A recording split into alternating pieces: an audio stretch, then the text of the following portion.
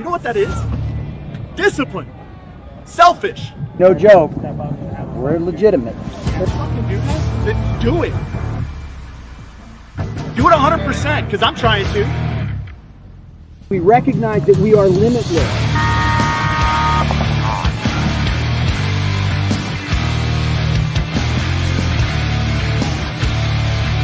You gotta be a champion to become a champion, right? Winning is a habit because we create habits that lead to good execution and success.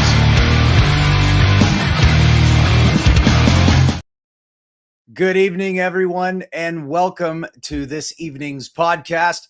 Ryan is finally able to move into his house, an event he has anxiously been waiting for some time. So he may join us this evening, but we all certainly understand if you can't make it. Congrats, brother. I know you've been waiting for this. I'm sure you're going to be stoked over the next couple of days. Tonight, we have a pretty important topic, one that as a coach, a manager, or a team captain should most certainly be a part of your program. And I'm talking about physical fitness. Now, some of you may be thinking, well, duh, right? Of course, players should be in shape. But I'm not sure there is an emphasis on it like there should be, right? I think most would agree that the evolution of paintball, particularly tournament paintball, requires a relative amount of physicality, whether that's sprinting on the break, diving into a bunker, gunfighting from an uncomfortable prop, cutbacks, right? Burst speed, on and on and on and on. Paintball players use a lot of different muscles. However, a lot of the times as coaches, we focus on how they think, right? How they process information. But that really is only a portion of the equation. And I'm pretty excited to have this conversation tonight, not just because I'm a firm believer that a lot of what we will discuss tonight will tie in well to that cognitive aspect in players, but because I think there's a lot more here to unpack than most people give credit. And we have just the guest to do it. Tonight, we have former professional paintball player Paddy Gleason on. This man certainly knows about physical fitness. And tonight we're going to discuss the spectrum of things you should be doing regularly to not just get in shape, but stay in shape. And more importantly, things you should be doing to prepare you for events to stay healthy and injury-free. So stick around, give us a like and a follow, hop on in the chat. This is episode 111 of The Coaches Show. All right. The Coaches Show is brought to you by our awesome sponsors, Max Sportswear. Charles at Max Sportswear has done so much for so many teams, and the people who work with him always look sharp. So he has all sorts of soft good options you can check into, from jerseys to pants, gloves, and even packs.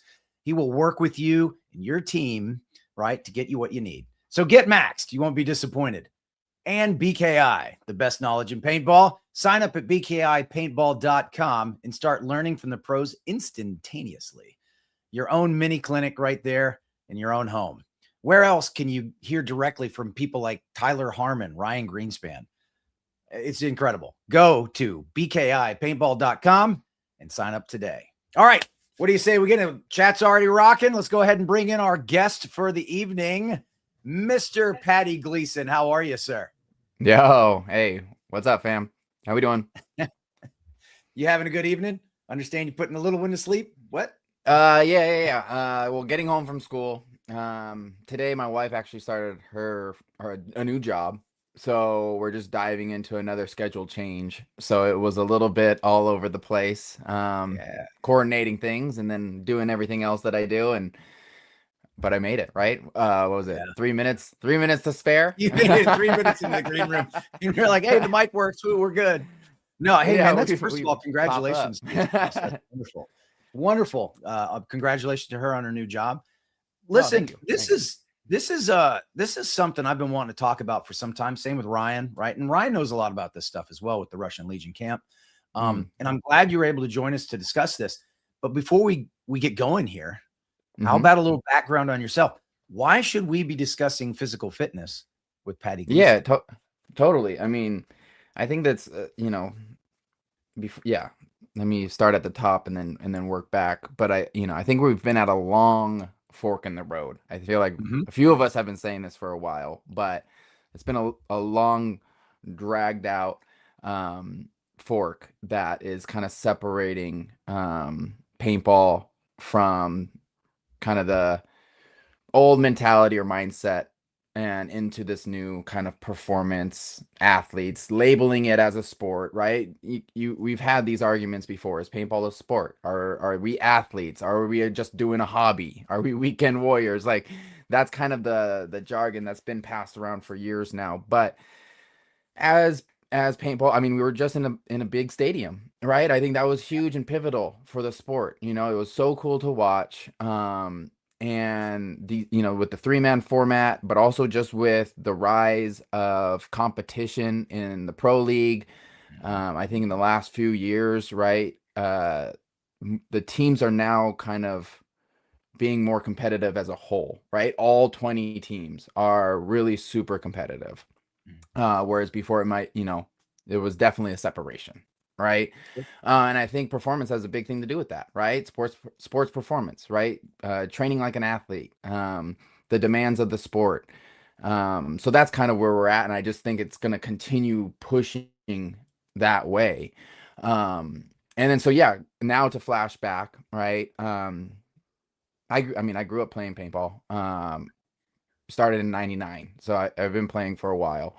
Um, and took a little hiatus, but after high school, I really wanted to pursue pro paintball. And sports have always been a background of mine. Always into sports, played every sport I could growing up on Maui. So I was big into soccer. Soccer was a huge one. Wanted to go to collegiate level. But then paintball took over my life. So that was like my main focus. No, it really did.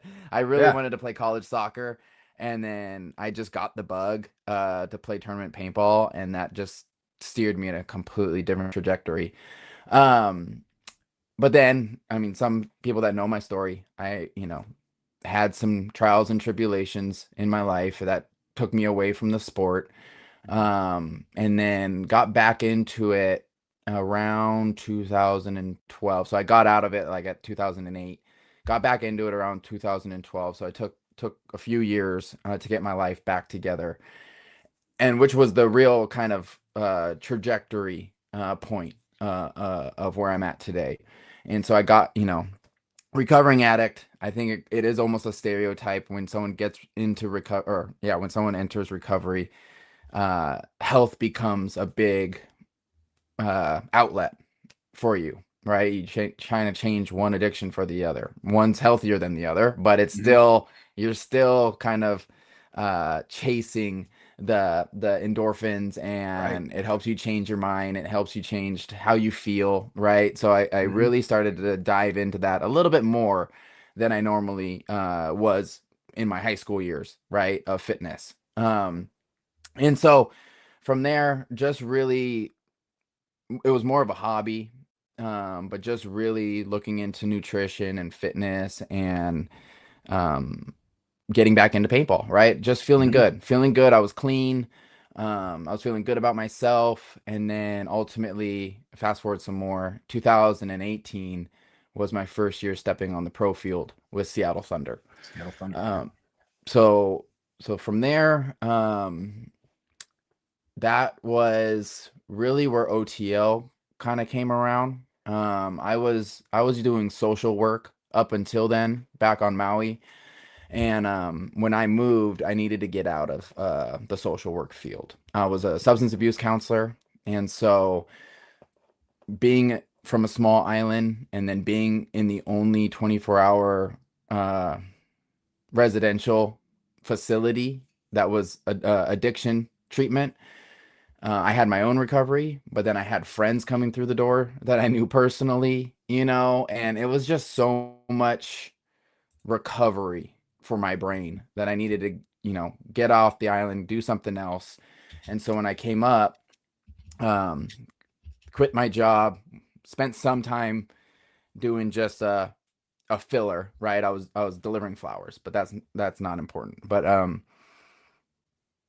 ultimately went and got my certificate in personal training, and I had a vision of, okay, well, no one is really doing this sports specific training for paintball. Paintball. So yeah, for paintball, Mhm. right?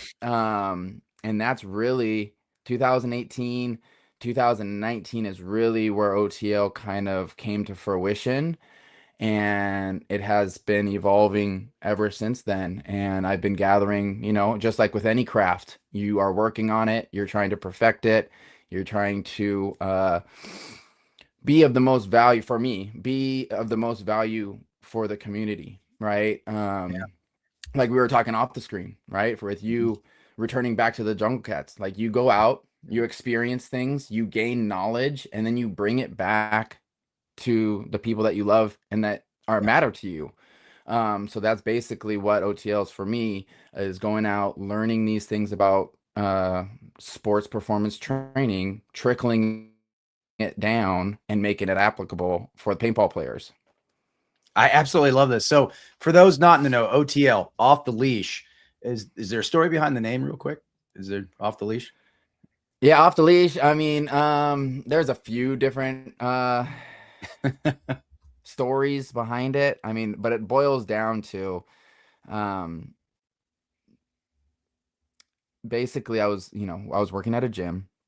A buddy of mine, I was the new kid on the block, and I've always been into, I mean, I guess something that was always very attractive in the sense of the word was I've always liked to be creative with my training. So Mhm. during my early parts of my career, and that's my career of being a fitness coach, is finding creative ways on how to, like, what makes it applicable for paintball, right? And so Yeah. I had a lot of fun being in the gym making shit up, right? Of like, well, I wonder if this works. I wonder if this actually transfers over to the field. And so I would be in the gym doing crazy shit all the time. And I Mhm. say crazy shit, but it's really just like I was doing stuff that other people weren't doing. You know what I Right. mean? And so this former coach that's a buddy of mine basically was like watching me, and he's like, this guy's a beast off the leash, right? And so off the leash, kind of like, just that phrase was like something that stuck with us. It was kind of like people say like, oh, that's off the chain or anything like that. Like it Right. was just like, oh, that's off the leash. Mhm. And so that's really where it came to. But then I really kind of embodied it, because off the leash, to me, with my recovery background and everything, and then everybody has their own barriers, right? Their Sure. own leashes, quote unquote. So Yeah. off the leash is just that mindset of like not being held back by your own personal restrictions. I love it. I love it. That's fantastic. And it's an inspiring story, and those for some of you who may not be in the know. So he was with Seattle Thunder. I believe you were with them for about 6 years. You Yeah. spent a season with the Ironmen. You spent a season with Extreme. You've been around, Mhm. I've right? been So you around. played the sport. You played the sport, right? You played that bloody knuckles type of paintball, and so you Hmm. understand what the rigors of the game are. So when I think of a fitness program, my mind kind of goes to thinking about our specific sport, right? And we were Hmm. just talking about that. You started thinking, hey, is anyone really doing this? And there needs to, for a program that targets, PB, like you were talking about, right? Hmm. For Hmm. example, box jumps for basketball, ladder drills for soccer, or in my own bag work or focus mitts for kickboxing, right? Hmm. And from my experience, many moons ago, Patty, you know, I always kind of broke things down into 6, what I would say is task specific components. Hmm. And tell me if I'm way off here, because I'm not the subject matter expert like you are, but I just want to know if things have adapted or changed, and I'd like to get your insight on this. So the 6 things that I always did was I worked agility, I worked balance, I worked coordination, I worked power, I worked reaction time rather, and then I worked speed, right? Yeah. But I believe I think those things still stand today, at least in the nominal amount of reading I've done. for training programs, etc. Because I stay tied into that sort of thing because obviously I want to, one of the things I do whenever my guys are warming up, and we'll get into this because every team should be warming up before practice, and we'll get into that as a good session, is while they're doing that, I'm walking around while they're doing all this and I'm looking for things. I'm looking for, hey, is he favoring that leg? Is he limping? Is he hurt? He's trying to hide something from me, right? So you're always looking for those things on your guys. But I think there's something to be said about foundational training, right? People have to be careful and build up in skill level, right? You don't just jump in, right, to train. You just don't start, hey, okay, I'm gonna max today on my legs and chest and all this. There's got to be a process. So of those 6 things, agility, balance, coordination, power, reaction time, and speed, does that stuff still stand with your program? I mean, do you think those are things would still translate? Yeah. You're right on brand. I think a big key word that you just had said was foundation, though. Okay. Right. I think a lot of these things, speed, quickness, agility, stabilization, all this stuff, little nuances, right? These are little nuances that you can work on. Everybody's going to have a favorite in one and a weakness in the other, a weak link, right? So these are all little things that you kind of sprinkle in to these training programs, right? But let's go back to like foundation. Okay. So when I think about building up an athlete, they have, like, if you're going to build this house, right, you have to have a solid foundation. And so one thing that has always stuck with me, and not to hang my hat or anything, but talking about going off, learning things and bringing it back, right? I've had the privilege of being on the strength and conditioning team for Major League Rugby team up here in Seattle, right? The Seattle Seawolves. So I spent a couple years with them. That was very eye-opening to what it looks like to be on a professional staff and all the inner workings that go on to each one of these players, right? It would be so cool to get paintball to that. And that's really what I want to do, right? It is push the sport into that. And then just working with individual athletes, right? NFL players, MLB players. Like I've been blessed to be around and be exposed to these top players. Okay. So trickling that to paintball and this foundation. So one thing for me is form, right? Going back to movement patterns, right? We have these 6 general movement patterns, and you're talking about the squat, the hinge, the press, the pull, the lunge, and core stability, right? So that's really that, and you might want to sprinkle on some mobility, movement, being able to do things correctly and not imbalanced. Like that's really kind of where it starts. So I was always told, train the human first, and then the sport specific or the performance comes after that. Train the human first. Right. And you can see so much, like we get into these little, like, well, how is that sport specific? Should you be holding your, like, I get this all the time on social media. Try do it with your pack and mask on. Try do it with a gun in your hand. I'm like, dude, a football player is not in the gym with its pads and its helmet and juggling a football around while they train. Like, that's just, come on. Like, you don't, like, sport specific isn't that linear. You know what I mean? It doesn't mean that you are living in your paintball gear. You know what I mean? So I always revert back to, I'm sorry, I get it all the time. Like, don't get me wrong. Social media is great, but you do open your doors up for just everybody's opinion. You know what I mean? Oh, and sure. It's great. It's Try great having a podcast about coaching and paintball. Yeah, I can imagine. And I don't mean to digress there. No, I'm sorry. I shouldn't have thrown you off, Patty. That's on me. Let me not get on a tangent. But going back to these foundational movements, right? Train the human first. And paintball is in a state where, I mean, going back to training these top athletes, dude, you'd be surprised who I've worked with. And like, you go, hey, go give me a barbell squat. And they do a barbell squat. And you're just like, dude, how have you got, like, how have you made it this far? And your squat looks like that. And then, but then, like, the other side of the coin is now you're wondering why you're injured. You haven't been squatting correctly for decades. You know what I mean? So you transfer that over to paintball. and I don't mean to throw people under the bus, but majority of our population don't even move right. No, I You know what I'm saying? agree. And I don't say that to put anybody down. I say that to say, hey, look at how big the ceiling is. Like, Mhm. if you got these movements down, and I talk about the pros too. I've worked with the pros, and I'm like, dude, I'm not saying this to cut you down or to humble you, but I'm just saying, like, hey, if you start working on this, like, you've just elevated your ceiling.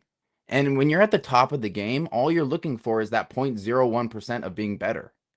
You know what I mean? And so, like, Right. this is gonna make you that little bit better. So going back to the foundation, I'm sorry, I went off, but going back to the foundation, that's really where I start.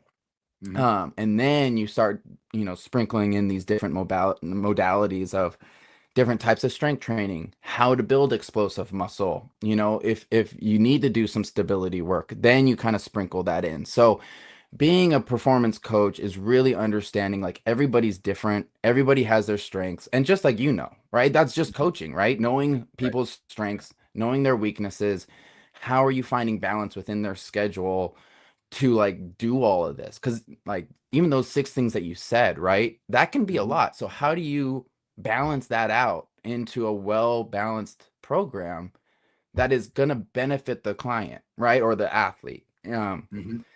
The No, end goal is so that you perform the best at the tournament. It's not so that you perform the best at practice or in the gym. Like, I don't care if you're good at working out. How does that transfer onto the field? You know what I mean? You can be doing all this, like, and I'm guilty of that too, right? And that's what I've sure. learned through experience. It's like, it doesn't matter if you're doing all this flashy shit for Instagram and doing all these crazy workouts. Like, how does that transfer onto the field? Have you Mhm. recovered enough from that crazy ass workout?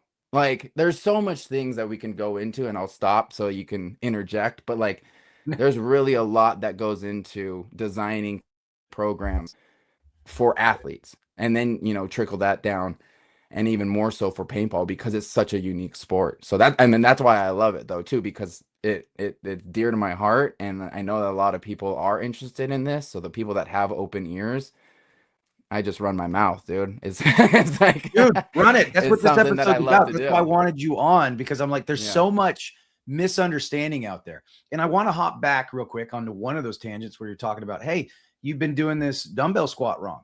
For instance, Mm, if that person understands the biomechanics of their own body and how it's supposed to work, and let's say they're already fast, but mm-hmm. you notice something about, okay, their hip flexors or what have you, or these different things Mm-hmm. are slowing them down. Maybe they don't have a lot of range of motion in the ankles and feet, and et cetera. So we're hinging somewhere. But if we can get them to do that 0.1% improvement, how we get Mm-hmm. them to train a little bit better, and we get those biomechanics working, and they shave 0.3 of a second off their sprint, or maybe they're that much more explosive off the box, and they're not getting hit on the brake as much. And there are all these different things. Performance, like you said, this is something I've written several articles on this, and it wasn't about physicality.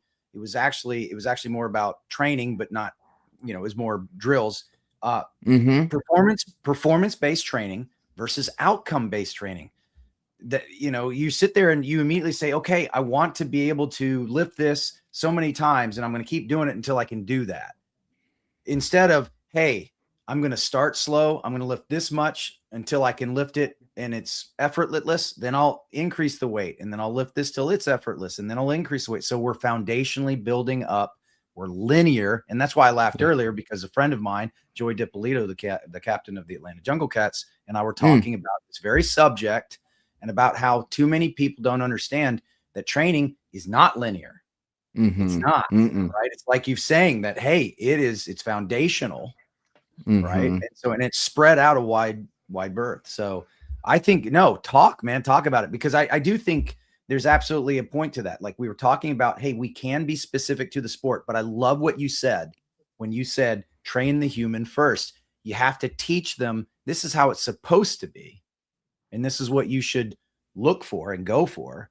And then once you're comfortable doing that, then we'll train the sport. Once we get your body responding correctly, then we'll train the sport. I love that theory. Yeah. It's I mean, fantastic. it's like a rite of passage, right? And you have, and or the other cliche is like, you have to walk before you run. You know Mm-hmm. what I mean? And so many people, we live in a culture now where everyone wants to just jump into sprinting. They want to go full steam ahead. And where's the process? Where's the education? Like, where's the experience that you're giving up Right. in order to sacrifice for that? You know, and going for that 1.01% better, right? Dude, athletes pay fucking big bucks to get that. You know what I mean? Mhm. And I'm so and we, like, myself, you, we have in paintball, we have so many grateful people that are just giving this stuff out. You know what I mean? And that's not here nor there, but that is in the efforts of wanting to grow the sport. You know what I mean? We are trying to give out this information to people. And I just, going back, and we're talking about the 0.01%. You go back to the masses of paintball, and I have people, and even your discussion points. How do we train to be more explosive? How do we train to do this? Like, how can I get faster? How can I get faster off the break? And the breath of fresh air is like, dude, we can really start at this basement level, and let me get you good at that. And I guarantee, and I see it all the time with my OTI athletes. They're like, dude, I've only been training like for 2 weeks, and I feel the difference. You know what I mean? On the field, I've never felt this good on the field. And it's like, dude, I'm really working like this part of the pyramid, right? Mhm. And just really working this into you, because the masses need work in just the basic movements. Yes, you could be really fast just naturally. You could be really strong naturally. Your endurance could be really good naturally, but not, there's many spokes to that wheel that you're working on, right? It's really it's a craft of being able to pull that out of people so that you progress. And, you have people going, well, how do I get from Division 4 to Division 1 the fastest? Boom. This is one of them, right? There's many avenues, but if you're really about it, I mean, I know a lot of people talk about it, but if you're really about it, then you're going to put in the work. Right. See, it's interesting to me because as a coach, whenever we have, practices, right, and we're at the field, that's where that's my time, right, and we're working what's between the ears, right. We're working that physical execution is what I call it, and we're working the brain, right, just like I said in the introduction. That's the kind of thing we do.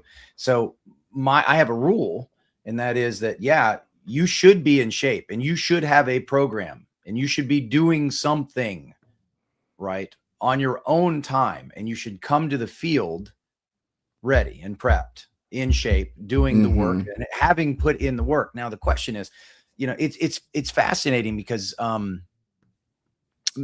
like when there's a couple of different ways. There's so many apps that, like, for instance, the team captain to the New Orleans Hurricanes back when I was coaching the Hurricanes, Stuart Ridgel found this app, and he sent it out to the team. And what it did is it tracked your workouts, right? And it sent it to everybody else. So everybody got to see what you were doing.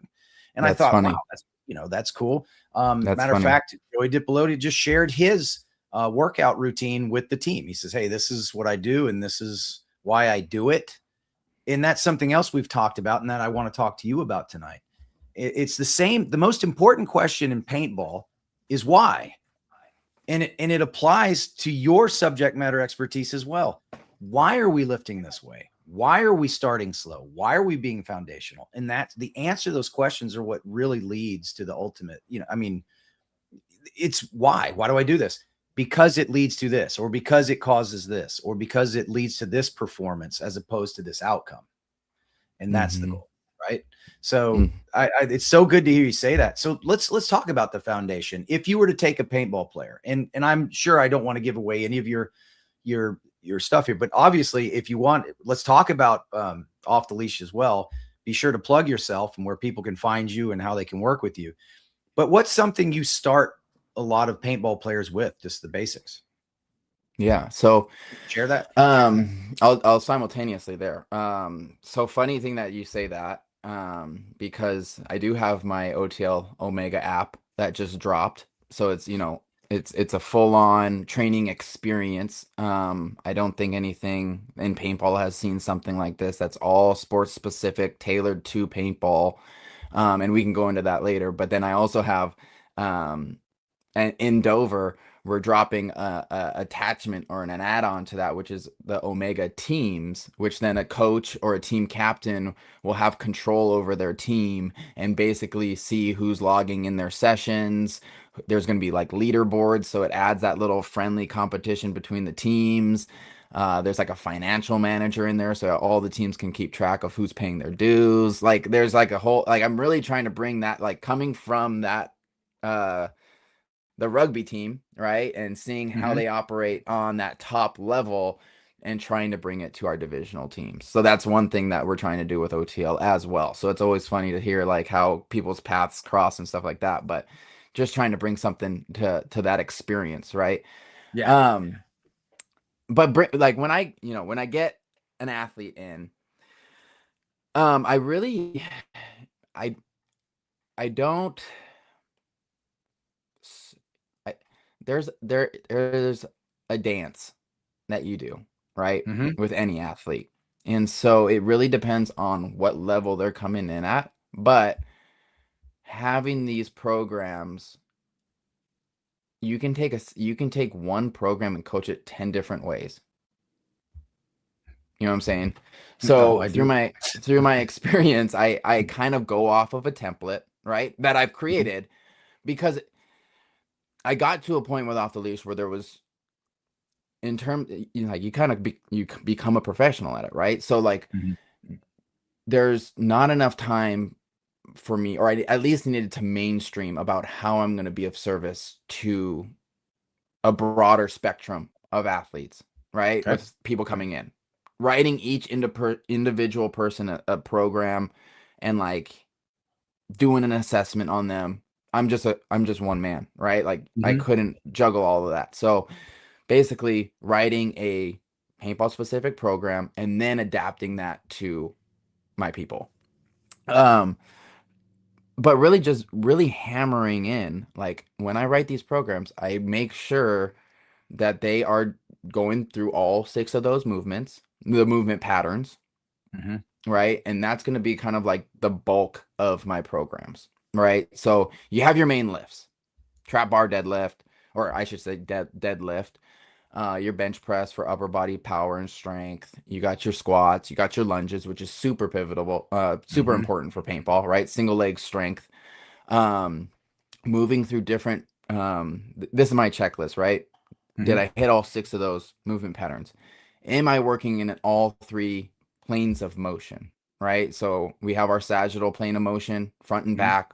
We have our frontal, which is side to side. And then really what's important is our transverse, right? Our rotation, right? So much of paintball is rotational power, or vice versa, anti-rotation or core stability, right? So am I hitting those 2 things? Okay, so now I've had this athlete for a while. I've kind of exposed them to these. How are they doing with that? Okay, they're still kind of struggling. We'll keep doing that.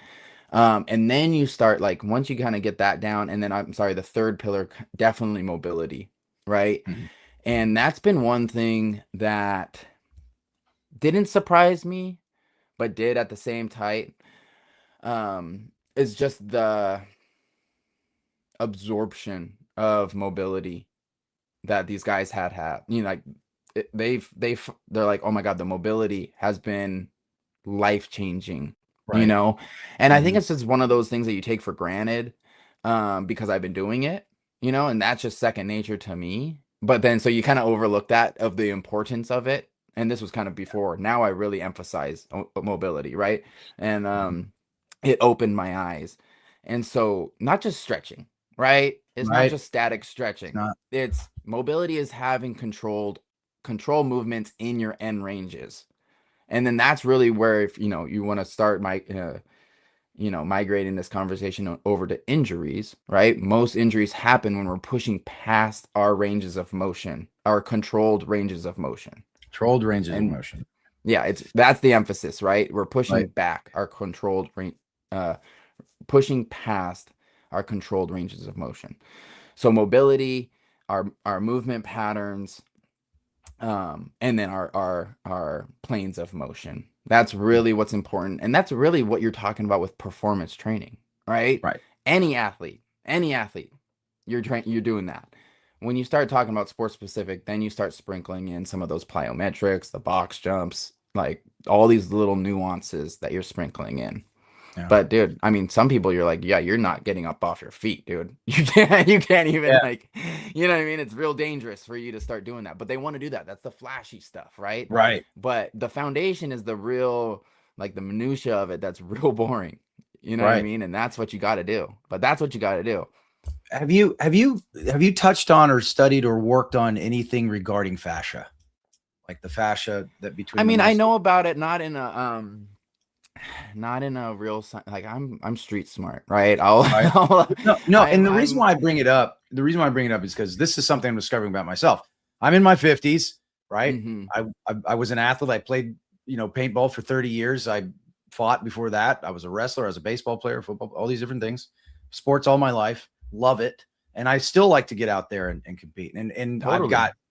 I've got ankle damage. I've got knee damage. I've got hip damage. I've got low back damage, and I've got shoulder damage, right? I'm a walking, but what I've realized is I started, my wife and I we're weird. We read medical journals and compare notes, but the more we dug into the fascia aspect of it and mobility and how a lot of it is a chain reaction.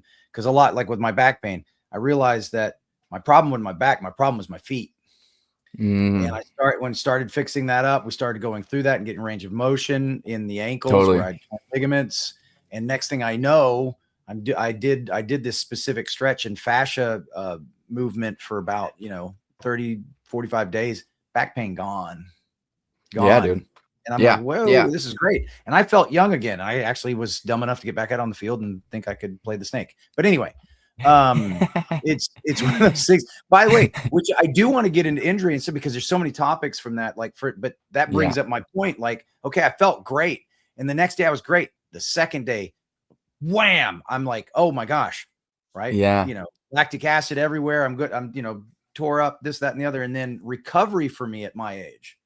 I used to be able to recover within a day. And now all of that, 3-4 days. So, but I like how we're kind of doing this. So we got the foundational training. You work with them to get those ranges of motions, all these different things before we move on to anything. So before we get into that kind of explosive and the nitty gritty, the stuff people want to do, the lifting and the jumping and all the good stuff. But you do this because you want to avoid injury. And that's the other beauty of being in shape. By being in shape, we're preparing our body, hopefully not to go past our controlled range, but because we're in shape, our controlled range is larger than normal. And therefore our body can resist that sort of injury. So there's so much to unpack here. There's so much to unpack. Yeah. Yeah. So it's like you steer us here. Let's talk about, like, for instance, one of the most important things to do before, and I don't mean to take us off on another tangent, but one thing I require everybody to do when we get there, after we've had our team meeting and we're warming up, you are stretching. And we have a very specific routine, one that I have learned over the years really, really works, right? And it works all the way up. It works from your feet all the way to your neck. So, and it works on rotation. It works on stretching. It works on opening things up and basically getting the blood pumping. So we got to get that blood into those muscles. So the floor is yours. Where do you want to go with that? Let me just say, everything in a nutshell of what you just said is longevity, right? We are in a game of longevity. Yes. How do we do what we love to do for as long as possible? That's always been key, right? I came into the sport in my early 30s. I'm 40 now. And I knew my time was limited. You know what I mean? Like, I'm not going to be like, oh man, I'm not going to be one of these guys that's been in the sport for, or in the pro division for 20 years. I came in way too late. You know what I mean? So how am I going to juice everything that I've got, for the time that I have?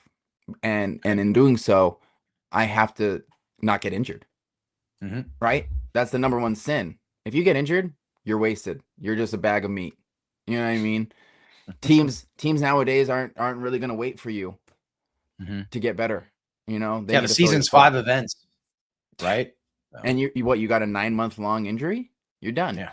And then you talk about coming back, which again, many of these guys aren't even working out. So you're thinking you're going to get injured and then just come back and be the same person that you were, right? Re-injury rate is just as high. So longevity is the big key, right? And I saw in the comments here, Philip, shout out to Philip, Phil Milliton, and his son Tyler. Tyler's a sponsored athlete of mine. And that's why I'm super passionate about youth development, because in the youth development, you really are able to teach them these movement patterns that I've been harping about at a very early age. And then you ingrain that into them, and how that carries over, not just to paintball, but just for their entire, these are tools that you are giving them for their entire life. Right. Absolutely. And so that's why that's so important, that they're moving properly and that they are developing how they should through everything that's going on in their bodies, just as they grow into young adults, but also into sport, right? And how that carries over. So that's where it starts. And then you flash forward all the way to us, a little bit older, right? And we want to keep playing. And so having these tools again and understanding what our body needs. Our body needs a little bit more recovery than it used to. Okay, well, how do I juggle that in terms of like how much strength training am I doing compared to how much mobility and recovery am I doing, right? So performance to me doesn't really decline or stop. It's the improper system that we're doing. Like we might be training like we were 20 years old, but that's not our bodies these days. So that's why we are getting injured, and that's why we are constantly sore. But we can't avoid that. It just looks different, so you have to change your system up. You know what I mean? Right. So going back to injuries, right? Major ones that we see: knees, shoulders. Everybody's hips are fucked up, especially as men. We have bad hips, right? That's not physically our most powerful asset. And then, I mean, obviously everything below the waist, hips, knees, ankles. All, yeah, we're playing on we're playing not just at the big events, just in general. We're playing on pretty tough terrain, right? Turf fields aren't like the plush soccer turf fields that you get to play on. Which even then, sorry to digress, but even then you watch NFL, right? They're all on turf. How many injuries are they getting? Turf's not the best thing to be playing on, right? It's terrible on our bodies. So how do you avoid that? The big question, that's a huge question. How do you avoid injuries? Truth, we don't. Yeah. Like we play a very demanding sport. We are going to beat up our bodies. Okay. So what does training do though? Training helps us, one, bounce back faster from our recoveries. And if we put our best foot forward with creating these greater ranges of motion, controlling these greater ranges of motion, the probability of us injuring ourselves decrease. Doesn't mean that we're invincible, right? We're going to get injured, but we lower that. Right. But I think the big takeaway is consistency with your training, consistency with your mobility, that when a bump in the road does occur, your recovery time is faster. Love it. So let's talk about recovery real quick. I don't want to cut you off too much, but I do. No. Let's talk about the recovery from perspective. Let's say we just spent, an entire weekend in 90-degree weather. You're in, I don't know, say central Alabama somewhere, and it's August and it's 103, and you just spent 6.5 hours out at the field, playing point after point after point. You do that for 2 days in a row. And I've been there. I went to Mikey's. I went to Prime for a weekend. That's right. Now, dude, so coming from the Northwest, I mean, now you're talking about elements. Like, that's brutal, right? I could train as hard as I want up here. I go down there, I'm fucking lasting an hour. You know what I mean? Like humidity, for that. Altitude difference, all these, so less more oxygen, whatever, right? So all these different things, all these different variables. So when you think about recovery, are we talking about, okay, how do we cool down at the end of the day? Are we doing stretches at the end of the day? Are we diet? One of the things I want to talk about is what's the diet? What do we want to replenish the body with? Electrolytes, all these different things, right? Well, how do we get it? Too many people think that it's water, and it's not. Water is not what's hydrating you. You need that sea salt. You need that magnesium. That's right. Yeah. Sodium's and magnesium's what hydrating you, right? Yeah. Water's the At least that's what's keeping the water in. Right. 100%. So what I'm getting at is, right. So if we're hydrated before we get there, we've hydrated well. Yeah. 5-6 days prior, we get there, our recovery's better at the tail end, right? So are any suggestion on maybe at the end of a weekend like that? Is there a stretching routine? Is there a routine that you kind of do that would help with that? I mean, of course. There's always things to do. You know what I mean? And that's also what's the little nuance of you want to be talking about sports specific. Paintball is crazy, dude. We've got crazy schedules, and let's back that up to even the week to week training. It's really been my experience on being vigilant on how to program for paintball athletes, because most of the time people are playing Saturday and Sunday. You know what I mean? And those are technically work days then. You know what I mean? So now Monday through Friday, what's your normal split? Right? Are you guys still working out 5 days a week? Then you're working out 7 days out of the week. And I tell my guys all the time, where's your recovery? Right. And people get into this. It's that's funny that this is popping up. One of the biggest hurdles that I have when someone new comes in is actually slowing them down. Right. It's like, dude, pump the brakes. They're like, I don't know if they need to prove something to me, or they're just like, I do this, I do this, I do this, I do this. And usually my reaction is like, dude, that's a lot. You know what I mean? Like getting them to get out of this. I mean, social media is a big part of that big pusher of just like hyper performance.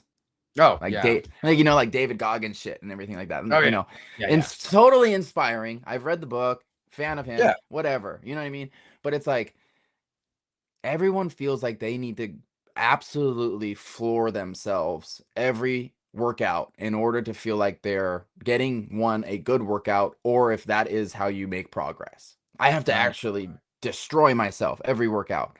And it's like, dude, you're talking about the foundation. How are you going to build your house if you completely wreck the framework every fucking day? You know what I mean? So funny. I had this exact conversation this morning. I had this exact conversation this morning, right? And it's, you got a player. He's like, yeah, I'm doing this. I'm running this until I can't do it anymore, until I'm falling over. And I'm like, dude, you're not going to get any growth. Well, you're not focusing on the real point. And he was talking about a drill, right? And you're not focusing on the real thing. You're running yourself to death, and you're lacking on what the drill's trying to teach you, which is your running gun. Yeah. Right. Your accuracy isn't there because you're focused on doing it till you're dead. Yeah. And that's not practical. That's not how you grow. That's a big gripe of mine. When I watch teams, coaches, simple formula: stress plus rest equals growth. Right? Easy formula. And you see coaches, knucklehead coaches, that I don't know if it's ego or not, just absolutely punish their players. And these players don't even work out. You know what I mean? And then so this coach thinks that they're going to just beat it into them in 2 days by making them puke. You know what I mean? Like, dude, it drives me crazy. And it's probably a little PTSD, because when I was a kid, a coach did that. And I was like, this is stupid. I remember those days. Yeah. But that's very old thinking, right? That's very old thinking. Right. So it's like, even talking about going to Alabama, right? Right. As a coach, you have players flying in from all different parts of the country. They're all coming from different elements, right? And so if you go to Alabama and you're playing in your freaking hell of weather, how do you structure that practice so that it's productive? Do you run your players into the ground? Again, many of them aren't even working out. Do you run them into the ground for a weekend so that they're and especially the weekend before an event? Mm-hmm. Dude, it takes them 7 to 14 days to recover from that one workout. There it And is. again, going back to what we talked about, our main goal is to make sure that they are performing their best at the event. Mm-hmm. It's not to have them perform the best at this specific workout. Who gives a shit about that fucking workout? I tell my guys that all the time. They're like, well, I have this going on. And then again, this is with paintball players, right? We all have jobs. We all have families. We all have we're not quote unquote professional athletes that Right. have all of this stuff catered to us, right? Mhm. We have so much life factors going on. And they're like, man, I just can't get my workout in, or I didn't go as hard as I wanted to, or this and that. It's like, yo, fuck the workout, right? I'm just a knucklehead writing this shit out. You know what I mean? Like, you have to find balance. This is going more psychology wise.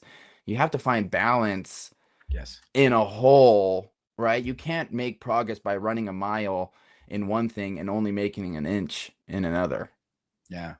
You have to make oh, everything you have to make everything synergistic in order to perform your best. Again, this is at the event. So going into the event, fitness is definitely one thing that obviously we're talking about. But is your family life good? Are you good? Is your mental health good? Like, that all takes place to perform your best. Right. Right. And that's oh really my what gosh. that's what Off the Leash really like wants to encompass, right? Is bring to light that paintball specific performance is the balancing of all these things. And all these things include that many of us don't have all this stuff hand catered to us. There's a bunch of shit going on. So how do we find balance to that with training, with family, with everything like that, so that when we go to an NXL event, we are ready to go? I'm so glad to hear you say that, because I mean, and I don't want to jump ahead again, but one of the things I wanted to talk about was the psychology of this, the mentality of this, rather the physiology, right? So the physiology of doing this, if we do it right and we do it, correctly, as you and I have been talking about, the physiology assists with your mentality, with your brain function. I think Totally. I was talking about this with another guy today, Joey again, right? I think working out builds confidence. And I don't mean cockiness. I mean real confidence. It shows discipline, and it builds character, and it shows that, hey, I know that I am purposely setting out to improve myself. And when we sit there, and I'm not talking about the dopamine stuff, but it's proven that when you have a good workout, right, and you feel that you've accomplished something in that workout, your cognitive focus goes through the roof, right? It's something like that it's just fascinating to me. Your muscles, when they're working out or doing this, they're releasing, endorphins. And I don't know the science behind it, and it's probably what I said was completely ridiculous. But you and I kind of went back and forth this earlier with texts, right? We were talking about oh gosh, all the what we called the nerdy science of it. Yeah, I mean, I can't even pronounce the word, but it was collective effervescence. Yes, collective effervescence. Yeah, I sent that to you from that French guy that I was reading about. Right. So collective just a fancy word of what we're talking about. You know what I mean? And it's the synchronicity. That's what he was talking about. He was talking about the synchronicity of when you do these things. And all I could think of when I was reading about this was, it's the team's morning, stretch workout warm-up routine. When you do this together, these physical things together in synchronicity, right? It improves cognitive focus, right? It creates a mental clarity, right? It creates a dopamine hit.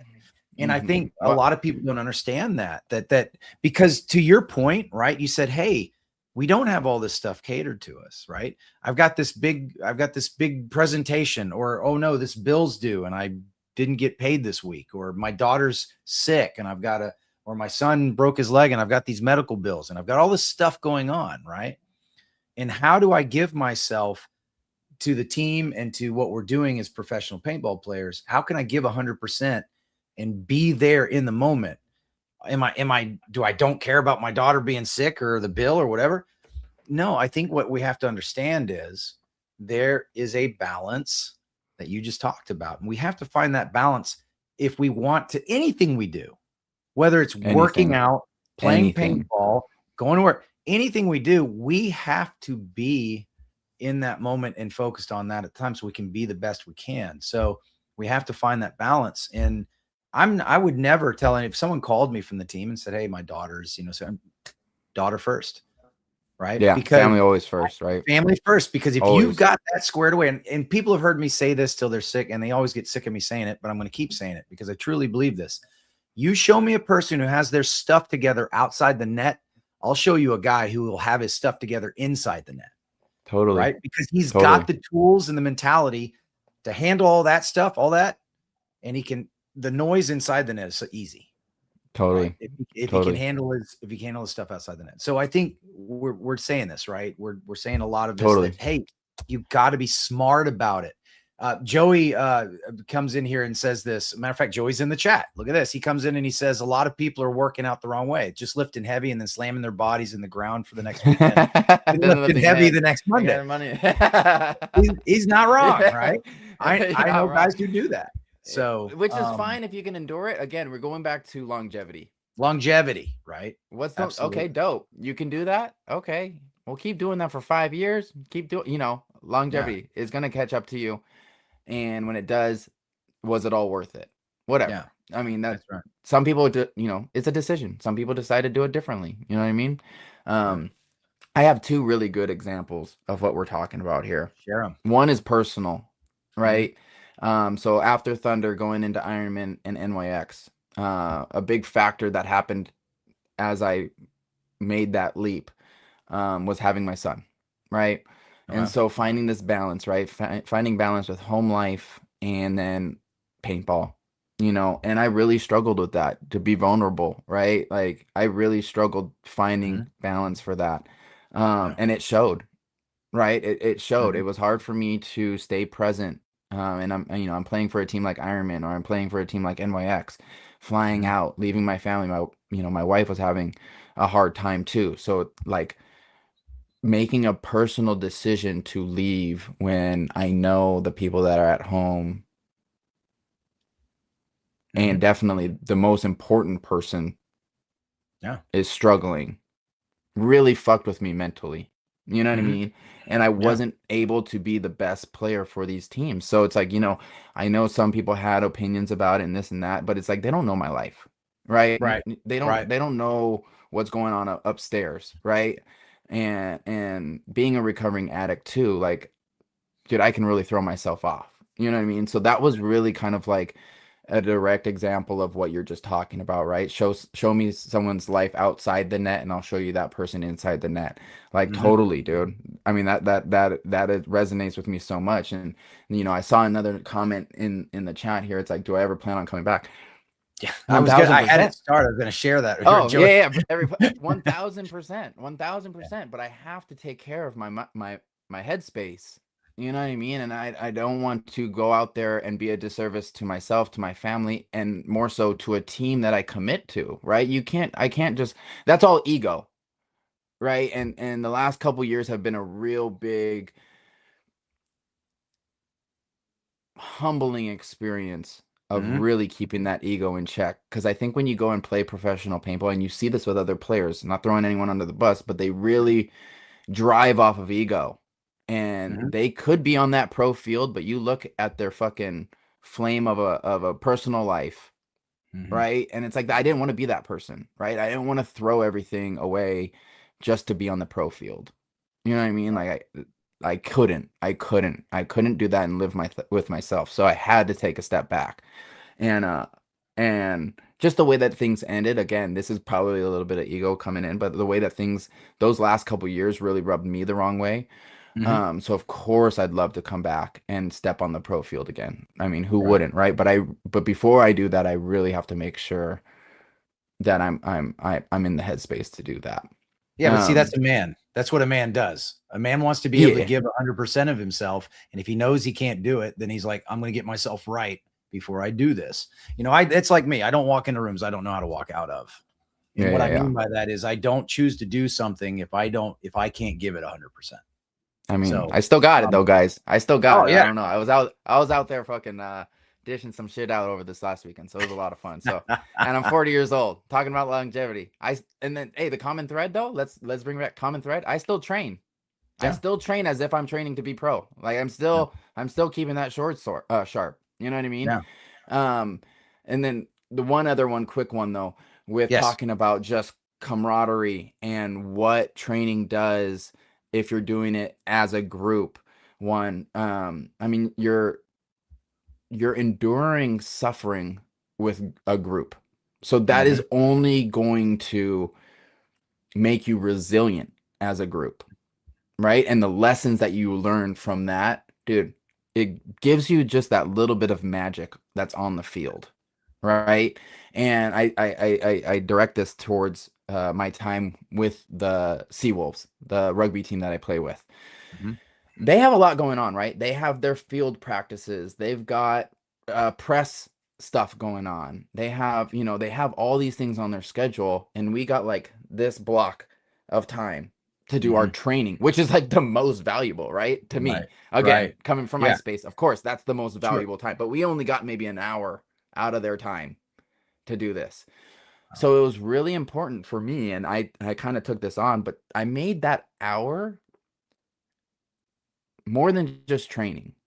It was enjoyable. It was building culture. It was making them feel good about training, right? They're getting beat up. They just came off Saturday's game and they got fucking rocked, right? It's rugby, right? They're getting fucking rocked. They're coming in on Monday dragging their feet. It's like, okay, I'm not going to be that coach that says, hey, this is the program up on the board. Go and do the heaviest you can in all of it. And if you don't, you're a fucking pussy. Yeah. That's outcome. That's outcome-based training. Yeah. Yeah. But you see that all the time, dude. Right. And so it's like, hey, when you come in, we're going to work out this together. We're going to bump the music. We're going to have a good time. Like, and how that transfers into just their mindset leading into the next game. And while we were as the coaching staff for that team, we went championship, and we went to the championship match and 2 divisional championships. You know what I mean? And then, I mean, not to say anything, but as soon as I kind of stepped away from that, because this was right around that whole time of me playing with Ironman and all of that, I had to dial it back. So I stepped away from that as well. I mean, and the performance started to go down. You know what I mean? Because I know the other strength and conditioning coach too. He always just says, man, that little blip of time that we were training was like, we can't replicate that. Like, you trying to hold, anytime you have that magic, you try to hold on to that for everything you got. Right. You know what I mean? So many people have it, and then they just feel like, hey, what's next? What can I do next? I think Paintball Fit's a great example of that too, right? They just have fucking magic together, right? And they're not looking at like, hey, let's bring on a big name pro. They're very protective of that. They're very protective of that, and rightfully so. Once you have that, you fucking hold on to it, and you take care of the members that you have so that they don't go hungry looking for something else. You know what I mean? So, oh no, I do, man. It's obvious that you're incredibly passionate about this. And I want to do something real quick. I just kind of want to do a quick recap. So we talked about the importance of physical fitness in preparing to play paintball, right? We want to work on our agility. We want to work on our mobility. We want to work on our balance. We want to work on these different things, and we want to do it smart though. We want to correct. I wrote this down. I wrote several things down, right? My favorite is train the human first. That's my favorite. So, and then the sport second. So people can go to On the Leash. Is it ontheleash.com? Oh, off the leash. Off the Leash. All right, am I plugging? Yeah, plug, man. So, okay, plug. dope. So my big project right now, right? I went from when I started just training any and every athlete that I could get my hands on, right? Get the word out there. I'm doing this. And then it kind of progressed to, okay, I'm kind of staying more regionally, right? I had a lot of players from Florida, have a lot of players from California, this and that.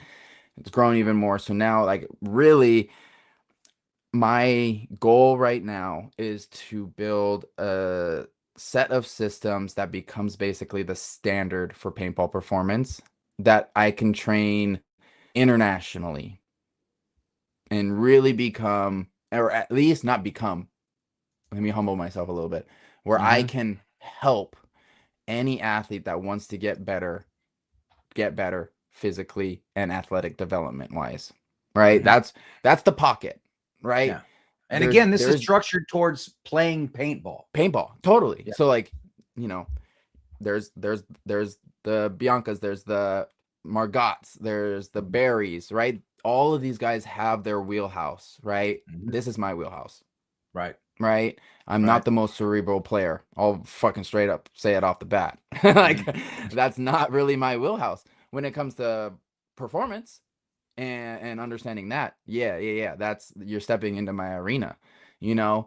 So with Off the Leash right now, my big project this year was dropping my app, which is the Omega app. So it's really, to me, it's super cool. With anything though, it's going to evolve, dude. But what we have right now is a juggernaut. And so essentially when you get onto the app, you are prompted and it'll ask you, hey, are you a front, middle, back player? Hey, do you play snake side, D side, utility, all of that stuff?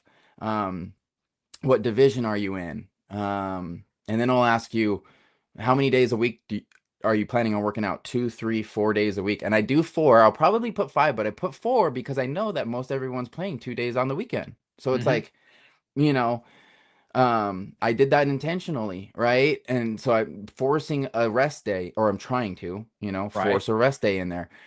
And then the Omega is actually our kind of quote unquote AI generator. So I have 900 videos that I've done just throughout the years in our database, and you just click generate workout and it will kick you a workout, or not just a workout, it'll kick you a program that's 4 weeks long. That's all paintball specific from stuff that I've done. And then it will take you through those 4 weeks. And then on top of that, it'll even progress you for 2 more phases. So that's usually what I do with all my personal athletes anyway. I take them through 1 phase, which is usually like, we call it triphasic training. So the first phase is usually like eccentric focused, right? And then the second phase is isometrics. And then the third phase is concentric. So concentric's a lot of what people look for, right? Of course, that's the ending phase, right? That's all the flashy stuff. That's being the explosive power and everything like that. But it's really the first 2 phases that build you up, for that fancy phase. So then it'll take you through all 3 phases. And then it'll just that's what we do. And then you just kind of recycle that. You start back over, right? It's just that wheel that keeps turning. So this app does this for you. And then you can also type in like, hey, I got a tournament coming up in a month. It'll actually like deload you going up into the tournament and stuff like that. So it's pretty cool. And then that's just the generator part of it. I still have my remote coaching aspect of it. So if people want to get like that little extra out of their coaching, then that's where I come in. And then that's where I curate. I still write people's programs out. So that's where I do that. And then that's my like top tier end of the app, where I'm writing people out programs. We're meeting on Zoom calls on like a weekly or bi-weekly basis just to check in. And then I'll leak this though too. We're doing our add-on, and I mentioned this earlier. We're going to launch it in Dover, but it's the Omega Teams app. So that's where the team captain will have their roster, and then we're going to be able to monitor everybody's performance. The financial app, basically you can log in like, okay, well, paint's projected to be this much. We got travel expenses, we've got lodging expenses, we got food expenses. You can put all of this into the app, and then it'll kind of allot it to each member. And so you can keep track of, because I know divisional, it can get real shisty with who's paid and who hasn't.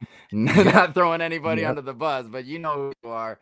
This will, help the accountability aspect of it. And so it can keep track of who pays what and, and everything like that. Right. And then we have even more add-ons that we're going to be doing to this. So it's growing, dude. It's growing. And I'm really excited about this because I think overall, just to kind of put it in a nutshell, is again, bringing that experience that I got with being on a professional staff of such a high stature, and like the things that they have going on within their team that makes everything has to be working, right? Everything has to be working. You know this. In order to be at the top, everything has to be working. And with the Omega app, I'm going in that direction. I want it to be like the main hub for teams that it's not just training. We've kind of talked about that, right? It's not just training that makes sure that everybody's working together. It really is. And I hate to say that, I mean, hate to use the word so much, but it's really building the culture of the team so that you do have the best performance that you have at these events. I love it. But see, that's so. Let's real quick before we start to wrap things up. I want to get to several questions that are in this. Yeah. And this is one from BS 1043. Does Omega make adjustments to recovery or volume based on an age input? I thought that was an excellent question. Yeah. So that is good. One thing that we've thought about. Can you leave that up there or not? Yeah, absolutely. Okay, just so I can read it. It makes adjustments. So one thing I'm sorry, and I left this out too, but that's so Omega is just what we're calling this AI powered stuff, right? Mm-hmm. Because that's just the way that we're going. It not only does the training program of it, but you can put it in for mobility programs as well. So we have options for doing snake players, attack players, support players, everything like that. You put in kind of what is appropriate for you, and it'll kick you back a mobility routine as well. Excellent. So we have that. So it will make adjustments on recovery in the sense of like if you put in your tournament, right? That's kind of what we were talking about. And maybe I answered this after he had put this, but if you put in that you have a tournament coming up, it will adjust your program for you so that you aren't just exhausting yourself up until the tournament. Volume based on age. I wouldn't say necessarily on age because everybody's different, right? Like my performance is pretty freaking high compared to probably some 20-year-olds, right? Mm-hmm. So you can't really do that because it's not so cookie cutter. You know what I mean? So not necessarily in that sense, but recovery and volume, it does make slight adjustments on that depending on tournament. Right. And we're working on, and like I said, I'm more of the person of just put it out and we'll work through it rather than wait for a perfect final product to put out. So this is evolving, right? Mm-hmm. I'm getting a lot of great feedback from people and we're making quick adjustments on the fly. So if there's things that people want, dude, we can add it in there. We do have Apple Health that's synced up to it. And then the Android's coming out too. And so whatever the Android guys use as well, that gets synced up to your app.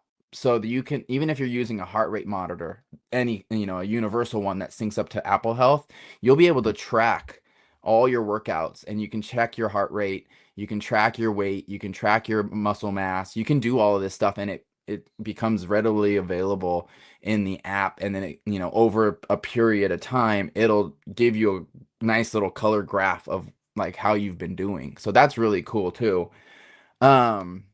That's fantastic. So that it can cross, the Apple, the Android, all these different things. It's fantastic. Yeah. It's really cool, dude.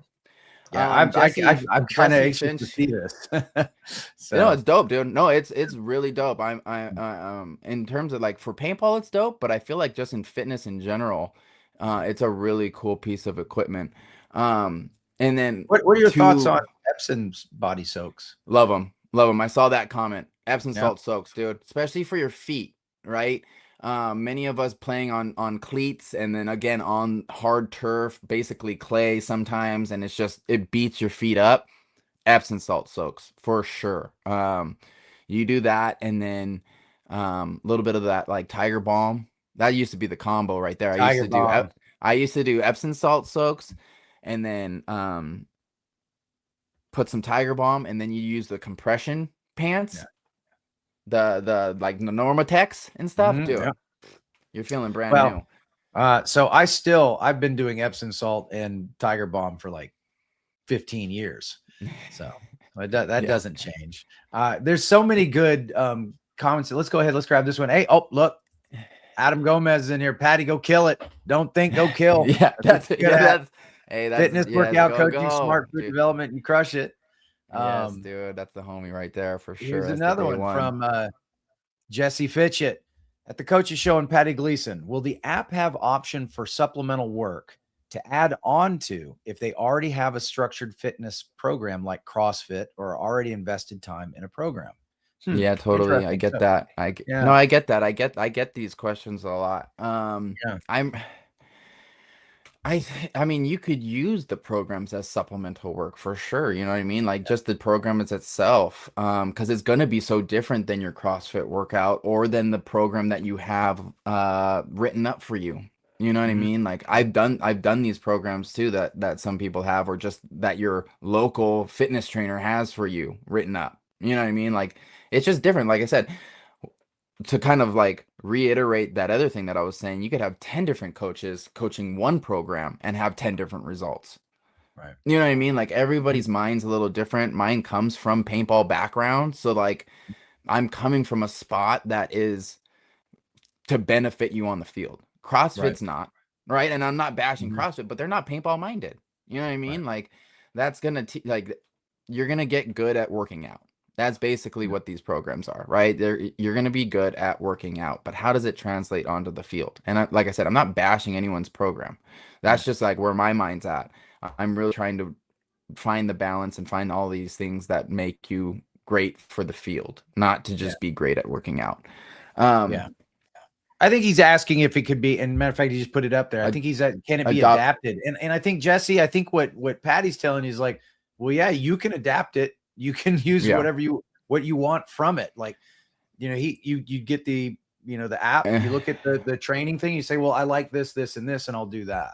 Right. So yeah, and yeah, Jesse, thank you for tuning in and asking questions, and I don't, like I said, I don't mean to go against anything that you're saying, and to not overload it. And there are some things that I want to add in too as well. We talk about like the weak links. So these are areas, these are the hot topic areas that we're talking about, the ankles, the knees, the hips. Like, so I want to put in these little protocols that people can add to their calendars. And maybe this is exactly what you're talking about.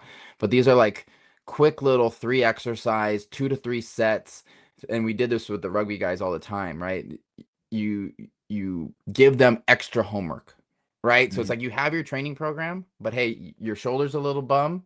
Okay, do these 3 exercises like 3 times a week for a couple weeks, right? And it just gives you special focus on whatever that weak link is. And so I do want to add that into our program so that people can just slot those into their calendars. Because besides the AI, besides the generator, I do have my curated exercise, the training programs in there that people can also just add to their calendars. So it's like, dude, you guys will never run out of training programs with this thing. And I'm dead serious about that. You're never going to run out of training programs. And that's why I call it the Omega. It's the end all and be all. It's right. like, dude, this is where it's at. Yeah. Um, Someone had asked about price, and so $47 is just the base membership of it on a monthly subscription. So $47, like I said, you're never going to run out of programs. It's directed towards you. You can take the thought process on confidence wise of whether or not you're training for the sport or not. Like I have put in the work for you, and I'm trying to do my best effort to deliver it to you. Um, and then we do have those higher tiers. If you need some more accountability and more direct coaching from me, then that is an option as well. So just to go back, and then there is a 7-day free trial. So I recommend, if you guys are just curious about it or want to check it out, go check it out. It's on iOS right now. Android, we ran into a little snag, so I know that some people that are listening have been fucking chomping at the bit and they hit me up all the time. Is it available yet? We are working on the Android right now. Android had a few more hoops to jump through in order to get it out to the public, but we are on the last stages of that. We are projecting to have it, hopefully, I don't want to bite myself in the butt here, but hopefully Mm, at Dover as well. So right. Dover, I have the OTL Teams dropping and the Android version of the app as well. So will you be at the event with a booth or anything? Um, so let me actually, there's a question here that I was also going to address, and I know that we're kind of running out of time. Sure. But someone was asking, will the app have option? Oh no, supplemental work. That was Jesse. I'm sorry. I thought I was reading that wrong about just supplements in general. So I Right. will have a store on there talking about bringing the full picture. So I also aligned myself with Bunker Supplements, which is a buddy of mine. So he has his supplements that's targeted towards paintball players. It's protein, it's BCAAs, it's pre-workout, and which I really do, and genuinely I do like his pre-workout. It's a nice focus and energy driven pre-workout that doesn't make you super jittery behind the bunker. Like I can't stand that shit that makes you want to crawl out. I mean, I like it for the gym. I like it for the gym when I'm fucking lifting heavy weight, but I don't like it when I'm playing. And so it's a really nice sustained pre-workout. And then I just paired with him and I did a creatine / hydration supplement. Oh, nice. That one I really like. So that's going to be available in the shop. So then we can talk about, I'll be talking about supplementation in terms of supplements with my athletes just through the app. And then I also pair myself with ProPeptides, right? So this is another tier. This is another tier of performance, right? Not for everybody, but peptides have been really good for especially us weathered individuals. But yes, I work with Phil and ProPeptides. So when I'm out in Dover, I'll actually be there representing ProPeptides / OTL / Omega. So I'll be in the mix. I'm excited to be there. I do really miss having my boots on the ground and just seeing all my friends. I haven't seen Mike, I haven't seen you since it'll be good to see everybody in person. Yeah. It's really bizarre that it's been that long. I know it doesn't feel like it, man. It doesn't feel like that. And like I said, though, I needed to get my headspace right, and I'm getting there. So I'm really excited to see a lot of old faces and be out there. I might make a little guest appearance on the field somewhere. You never know. We'll see what unfolds. I love it. I absolutely love it. And we'll be sure to swing by and see you, man. So it's coming. Dope. It's coming, right? So I can't thank you enough. Everybody, thank you to Paddy Gleason. Listen, I think if you got one thing out of this tonight is understand you should be doing some form of workout, right? Yeah. You should be doing some form of stretching. You should definitely be taking care of your body, right? Drop the Monster Energy drinks, lose all that stuff. Right? Hey, I didn't say that. I didn't say that. I know, because I've seen you with them. It's all right. Wait, it's do as I say, not that I do, right? Isn't that the saying? No, that's not true. No, but on a serious note, right? Every paintball program, every coach should get somewhat educated. Whether you've got a friend like Paddy or read it on your own, start figuring out one way to keep your guys, right? Something I always do. I always tell my guys, hey, the weather's going to be like this, so prep. And that usually means, hey, I need you to start hydrating now, right? Yeah. I need you to start doing this now. Bring this equipment now because it's going to be doing this, and we're going to practice in the rain, right? So all these different things, preparation. And it's not just preparation here and preparation for your gear. It's preparation here. This is the engine, right? This is the engine. So we have to take care of it. And like he said, the longevity, that's really what we're after here. We want to play this sport that we love as long as we can. And so we got to do it smart. We got to take care of the body to do so. So, Well, hey, wait a minute. He only tells us when it's hot. Joey, that's a lie. Quit lying on my show or you're never allowed back on. All right. I love it. Anyway. Well, listen, dude. Yeah, thank you for having me, paintball community. I love you guys. Hey, also, I didn't put my social up here, but on Instagram, it's at Paddy Gleason. I'm active on there. So if you guys have any questions or anything, please don't hesitate to just reach out, have a conversation with me. I love it. So, yeah. Well, God bless you.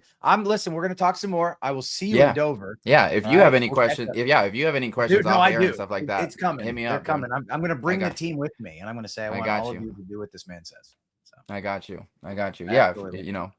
We can dive into the team program. I've been working with some teams too, right? So that's really something that I'm trying to step into. So I love it.